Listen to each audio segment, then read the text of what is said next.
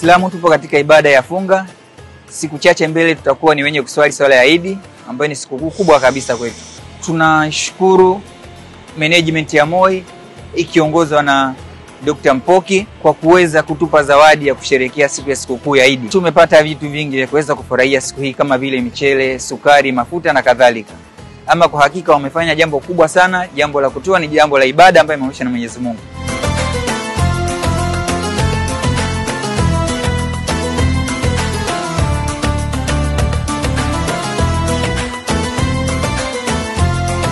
Mkono huu wa Eid utatusaidia katika kusherehekea siku hii yetu vizuri pamoja na familia zetu, na pia tunaahidi kuendelea kutoa huduma za kibingwa na kibobezi kwa wagonjwa wetu katika taasisi yetu.